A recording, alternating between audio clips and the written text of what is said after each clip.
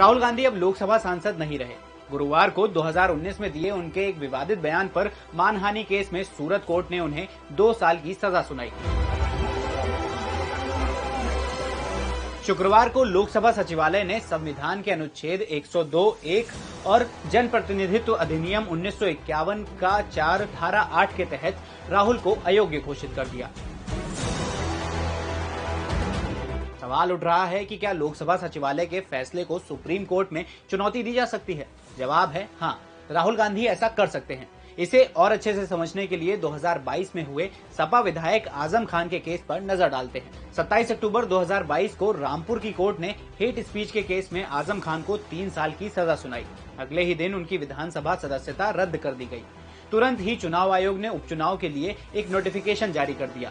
आजम इस पूरी प्रक्रिया के खिलाफ सुप्रीम कोर्ट गए। आजम की इस अपील पर कोर्ट ने चुनाव आयोग, विधानसभा सचिव और यूपी सरकार से सवाल पूछा कि मामले में इतनी तेजी क्यों दिखाई जा रही है। साथ ही सेशन कोर्ट में सुनवाई पूरी होने तक उपचुनाव की प्रक्रिया पर रोक लगा दी। हालांकि बाद में सेशन कोर्ट ने आजम खान के कन्विक्शन पर कोई राहत नहीं दी।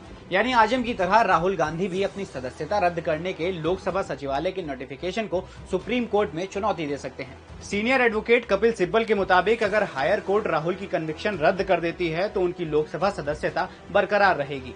वहीं अगर ऐसा कोई फैसला आने से पहले वायनाड में उपचुनाव हो गए तो राहुल की सदस्यता बहाल नहीं हो पाएगी। संविधान के मुताबिक आम चुनाव होने में अगर 6 महीने से ज्यादा का समय होता है तो खाली लोकसभा सीट के लिए उपचुनाव हो सकते हैं। क्योंकि 2024 लोकसभा चुनाव होने में 6 महीने से ज्यादा का समय है, तो ऐसे में वायनाड सीट पर उपचुनाव होंगे। लेकिन राहुल गांधी सिर्फ 2 हालात में वायनाड सीट से उपचुनाव लड़ सकते हैं। पहला, उपचुनाव घोषित होने और उसके नामांकन की आखिरी तारीख से पहले मानहानि के मूल केस में कोई बड़ी अदालत राहुल की दोष सिद्धि पर रोक लगा दे। और दूसरा, राहुल की लोकसभा सदस्यता खत्म करने के नोटिफिकेशन पर सुप्रीम कोर्ट रोक लगा दे। लेकिन ये सब उपचुनाव घोषित होने और उसके नामांकन की आखिरी तारीख से पहले होना चाहिए। अगर ऐसा होता है तो राहुल वायनाड से उपचुनाव लड़ सकेंगे, लेकिन मौजूदा हालात के चलते दोनों ही ऑप्शन की संभावना बहुत कम है।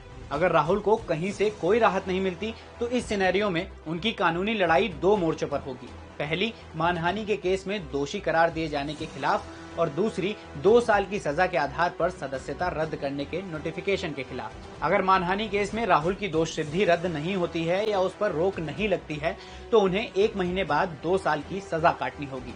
साथ ही वो जेल से रिहा होने के 6 साल बाद तक कोई चुनाव नहीं लड़ पाएंगे।